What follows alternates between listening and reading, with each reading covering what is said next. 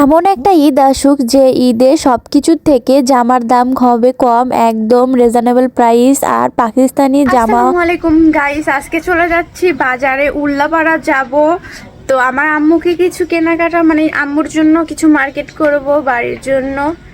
তো তাই দেখা হবে বাজারে। দুইটা কিনতে পারি, এটাই হচ্ছে আমার স্বপ্ন। আমাদের মধ্যবিত্ত ঘরের সব মেয়েদেরই পাকিস্তানি জামা কিন্তু কেনা স্বপ্ন, কিন্তু স্বপ্নটা স্বপ্নই থেকে যায়, জানি না কবে পূরণ হবে। আমার তো অনেক ইচ্ছা ছিল একটা পাকিস্তানি জামা কিনবো, কিন্তু কি করার, অতটা টাকা নাই। তো হে এভরিবডি, আসসালামু আলাইকুম। আপনারা কেমন আছেন? আশা করি অনেক ভালো আছেন। তো আজকেও আপনাদের জন্য একটা ব্লগ নিয়ে আসলাম। ওয়েলকাম টু অ্যানাদার ব্লগে সবাইকে স্বাগতম আমার তরফ থেকে। সব ভাইয়ারা আর আপুরা শুধু বলে, আপু একটা ব্লগ দাও, সবসময় রিলস ভিডিও বানাও, শর্ট ভিডিও কেন বানাও। দেখো, কথা বলতে বলতে অবশ্যই আমি আর আমার মা চলে আসছি। এসে প্রথমেই গস কাপড় কিনলাম, বেক্সি বয়েল। এটা হচ্ছে আমার আপুর দাদির জন্য। তারপরে চলে গেলাম আর একটা বেক্সি বয়েলের দোকানে। এই কাপড়টা দেখতেই পারতেছেন, ও অনেক কিন্তু সফট, আর এত পরিমাণের ভালো কাপড় ছিল এই কাপড়টা। আর এই কাপড়ের গসটা কিন্তু অনেকটা দাম ছিল বেশি, আমি ভাবতেই পারিনি এত দাম কাপড়ের। এই ঈদে মনে হয় না আমার কোনো কিছু কেনাকাটা হবে, কোনো কি মার্কেট করা হবে, যে পরিমাণের দাম।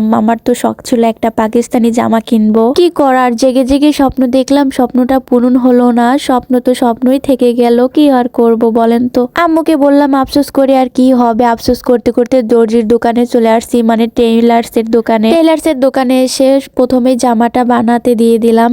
অন্য কেউ না, আমার দুলাভাই হয় তার দোকানে। তারপর চলে গেলাম এই শাড়িটা কিনতে। শাড়িটা কিন্তু আমার আর একটা আম্মুর জন্য কিনলাম। আচ্ছা বলেন তো শাড়িটা কেমন দেখতে? আমার এই দুইটা চয়েস হয়েছে, দুইটার মধ্যে কোনটা নেব। আসলে ওই মাটা অনেক ফর্সা, তাই তার জন্য, ফর্সা মানুষের জন্য ওই অ্যাশ কালারটাই নিয়ে নিলাম। ভাইয়াকে বললাম প্যাকেজ করোর, আমার কাছে অনেক পরিমাণে টাকা থাকলে আরেকটা শাড়ি আমার মার জন্য নিয়ে নিতাম, কিন্তু কি করার। বলতে বলতে জুতার দোকানে চলে আসছি। আমার এক ফ্রেন্ডের সাথে দেখা হয়েছে, জুতা কিনতে পারে না, তো আমিও যেমন সেও তেমনই। আমরা একদম দামাদামি করতে পারি না বেশি, বা দাম বলি একদমই দিয়ে দেয়, যাই বলি সেটাই দিয়ে দেয় মনে হয়। তার জন্য একটা জুতো কিনে নিলাম। প্রথমে মনে হয় কি আমি মনে হয় দামটা বেশি বলছি, তাছাড়া এত তাড়াতাড়ি কেন দিয়ে দেয় বুঝি না। মনে হয় কি আমি মনে হয় ঠকে গেছি, এত তাড়াতাড়ি দাম বললাম সেটাতেই দিয়ে দিল। আহা।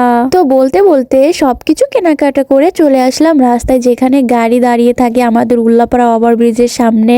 নিজের জন্য কিছু কিনলাম না, সবকিছুই অন্যদের জন্য কিনলাম।